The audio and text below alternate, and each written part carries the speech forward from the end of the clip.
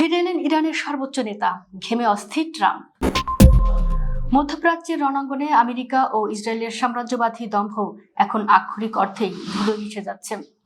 সামরিকভাবে পর্যদস্ত হওয়ার পর এবার এক ভয়ঙ্কর মনস্তাত্ত্বিক স্নায়ুযুদ্ধেও চরমভাবে হেরে যাচ্ছে ট্রাম্প প্রশাসন।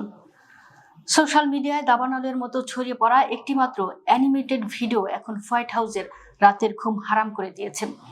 আর বাস্তবে হরমুজ প্রণালীর টুটি চেপে ধরে পশ্চিমা বিশ্বের অর্থনীতিকে খাদের কিনারে ঠেলে দিয়েছে তেহরান। খামেনি ইজ ব্যাক এই শিরোনামে ছড়িয়ে পড়া একটি নাটকীয় কার্টুন ভিডিও এখন পুরো প্রতিরোধ অক্ষের জন্য নতুন এক সাইকোলজিক্যাল ব্রহ্মাস্ত্র হয়ে উঠেছে। ভিডিওতে দেখানো হয়েছে এক নিষ্পাপ শিশুকে জড়িয়ে ধরে আছেন ইরানের সর্বোচ্চ নেতা আয়াতুল্লাহ আলী খামেনি। ঠিক তখনই আমেরিকা ও ইসরায়েলের যুদ্ধ বিমানগুলো কাপুরুষের মতো মিসাইল ছুড়ে ভবনটি ধ্বংস করে এবং খামেনি শাহাদাত বরণ করেন। কিন্তু এরপরেই আসে সেই হাড় হিম করা দৃশ্য। ধ্বংসস্তূপের ভেতর থেকে বাবার রক্তমাখা আংটিটি তুলে নেন তার ছেলে এবং ইরানের নতুন নেতা মুস্তফা খামেনি।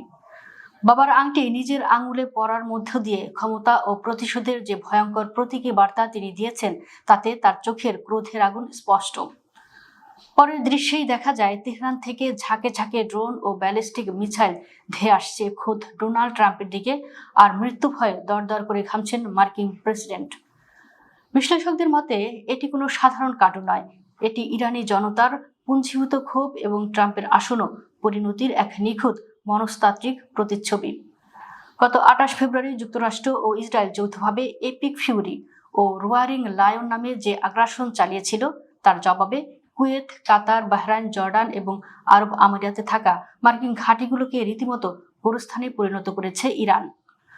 অথচ চরম পরাজয়ের মুখে দাঁড়িয়ে গত 11ই মার্চ প্রেসিডেন্ট ট্রাম্প নির্লজ্জের মতো দাবি করেছেন, আমরা জিতেছি। প্রথম ঘণ্টাতেই যুদ্ধ শেষ হয়ে গিয়েছিল, কিন্তু নিজের এই হাস্যকর দাবির পক্ষে এক বিন্দু প্রমাণ তিনি দেখাতে পারেননি। যে দেশের 43,000 নাগরিক প্রাণ বাঁচাতে মধ্যপ্রাচ্য ছেড়ে পালাচ্ছে, তাদের প্রেসিডেন্টের মুখে এমন জয়ের দাবি এখন শতাব্দীর সেরা কৌতুক। ট্রাম্পের এই ফাঁকা বুলির করা জবাব এসেছে তেহরান থেকে। জাতির উদ্দেশ্যে দেওয়া নিজের প্রথম ভাষণেই বাবার হত্যার চরম প্রতিশোধ নেওয়ার অটল অঙ্গীকার করেছেন নতুন নেতা মুস্তফা খামেনি।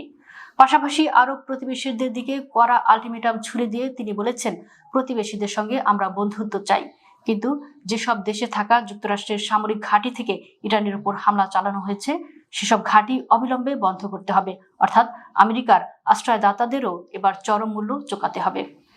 ইরান শুধু কথা বলেই থেমে থাকেনি, বিশ্ব অর্থনীতির সবচেয়ে বড় স্নায়ুকেন্দ্র হরমুজ প্রণালী পুরোপুরি বন্ধ করে দিয়েছে IRGC।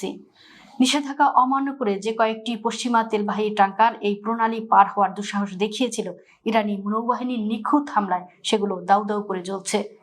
এই ভয়াবহ পরিণতির পর এবার হরমুজ প্রণালী দিয়ে কোনো জাহাজ চলাচলের সাহস দেখাচ্ছে না।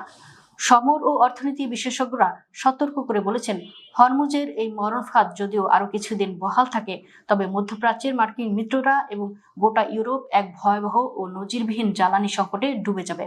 ট্রাম্প হয়তো ভেবেছিলেন বোমার আঘাতে একটি জাতিকে স্তব্ধ করে দেবেন, কিন্তু আজ মোস্তফা হাতের আংটি আর হরমুজের অবরুদ্ধ জলরাশি প্রমাণ করে দিল, সাম্রাজ্যবাদীদের পতন ঠেকানোর সাধ্য আর কারণেই। ঘামতে থাকা ট্রাম্প আর বাংকারে লুকিয়ে থাকা নেতানিয়াহু আজ হাড়ে হাড়ে টের পাচ্ছেন মজলুমের প্রতিরোধের আগুন বাস্তবে কতটা বিধ্বংসী হতে পারে।